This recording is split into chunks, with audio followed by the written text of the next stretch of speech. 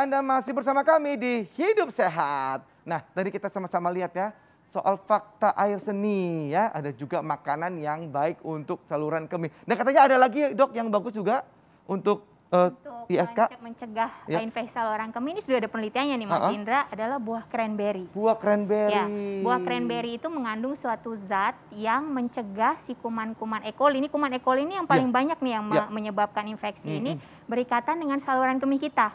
Jadi dia memblok kaki-kakinya gitu loh, si kaki-kakinya si E. coli. Jadi dia lepas lagi gitu dari saluran kemih. Jadi kalau ketemu buah cranberry dan tidak ada masalah dengan lambung, mungkin bisa dicoba untuk mencegah. Berapa banyak tuh dok buah cranberry dikonsumsi? Sebenarnya kalau buah sih cukup aman asal kita tidak ada masalah lambung ya, gitu. Tapi dia juga ada dalam bentuk kapsul. Tapi sebaiknya sih mungkin buah alami aja. Buah alami aja ya dok, ya lebih alami. Dan enak juga kan akhirnya punya ya dok ya. Dibikin jus mungkin ya yang tanpa gula gitu bisa. Baik. Nah ini ada juga yang enak-enak dok. Kalau berhubungan intim ya dok, itu katanya juga dapat menyebabkan infeksi saluran kemih. Kok bisa begitu? Fakta atau mitos tuh dok? Fakta. Fakta? Waduh. Mungkin Mas Indra pernah dengar istilah honeymoon cystitis. Honeymoon cystitis. Cystitis itu infeksi saluran, infeksi kandung kemih. Yang terjadi setelah honeymoon. Setelah seseorang itu menikah dan setelah seseorang itu berhubungan seksual. Kenapa? Karena cairan dari sperma si suami itu akan merubah keasaman dari vagina dan akhirnya saluran kemih kita juga. Dimana sebenarnya keasaman kita itu sudah didesain untuk mencegah lah biar bertahan terhadap infeksi. Tapi kemudian karena terkena cairan sperma sehingga berubah keasamannya sehingga biasanya terjadi setelah berhubungan seksual. Gitu. Tapi yang kena infeksi saluran kemih itu laki-laki atau perempuan ya dok kalau pada saat berhubungan intim seperti itu? Biasanya perempuan. Oh, malah perempuannya ya dok. Aku jadi merasa bersalah sama bunda gitu. Itu ada hubungannya dengan higienitas juga nggak dok?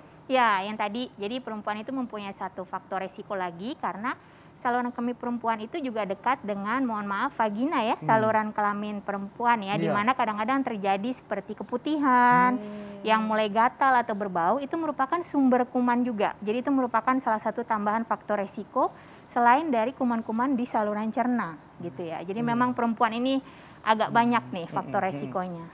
Nah ini kan banyak juga ada kalau misalkan mereka terkena itu infeksi saluran kemih seperti itu, untuk ke dokter itu agak malu dan sungkan gitu karena kan mungkin masih tabu ya. Aduh ada masalah di kelamin gitu kan dok ya. Nah tapi fakta atau mitos nih dok, infeksi saluran kemih itu jika tidak diobati itu dapat merusak ginjal. Fakta atau mitos tuh dok?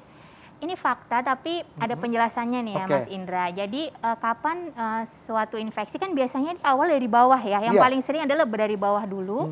Tapi kemudian kalau misalnya ternyata ada tambahan kelainan, misalnya ada batu atau kelainan fungsi dari kantong kencing dia yang tidak bisa mengosongkan dengan sempurna. Atau kemudian ada aliran balik ke atas. Nah itu si infeksi itu bisa merambat naik ke ginjal. Gitu. Dan akhirnya menimbulkan gejala-gejala yang lebih jelas seperti demam, kemudian sakit pinggang, bahkan ada yang sampai menggigil, mual muntah, dan bahkan yang paling berbahaya adalah saat kuman itu dari ginjal mulai masuk ke aliran darah kita, yang namanya sepsis. Nah itu mungkin itu sudah sangat berbahaya dan harus segera ke rumah sakit. Baik dok, itu harus segera. Nah ini dok katanya pengobatan infeksi saluran kemih itu paling umum dengan antibiotik, itu benar nggak sih dok? Betul. Oh baik, dengan antibiotik aja itu udah selesai atau gimana tuh dok? Ya karena tadi penyebab infeksi saluran kemih terbanyak adalah kuman ya, bakteri. Dan bakteri jenisnya adalah E. coli yang paling banyak di sekitar anus kita. Jadi itu memang kalau bakteri memang kita harus obati dengan antibiotik. Tapi ada jenis-jenis infeksi yang ringan, yang kadang-kadang bisa sembuh sendiri dengan minum yang cukup, kemudian tidak menahan kencing, kemudian akhirnya dia hilang sendiri. Tapi biasanya itu jenis-jenis yang tanpa gejala tuh. Tapi kalau udah mulai nyeri, udah mulai anyang-anyangan, segeralah untuk diperiksakan. Baik dok, mungkin tipsnya kasih dong terakhir nih dok untuk kita supaya tetap menjaga kebersihan, supaya kita terhindar dari infeksi saluran kemih. Baik, untuk tips-tips untuk mencegah infeksi saluran kemih, pertama tentunya kita harus minum yang cukup.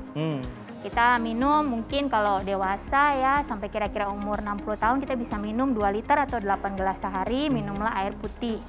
Kemudian yang kedua tadi jangan menahan kencing sebisanya ya untuk kencing. Kemudian diperhatikan kebersihannya, cara membersihkan dari depan ke belakang, tidak diusap-usap ke belakang ke depan.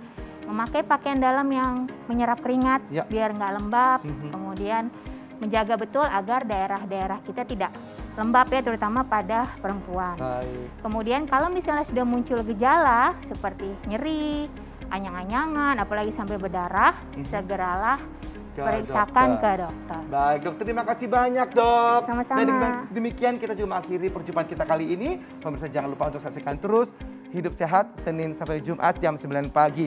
Dan juga Anda kelewatan misalkan episode kali ini, Anda bisa nonton di laman tvnews.com. Saya Indra Bekti, Indonesia Hidup Sehat. Sampai jumpa.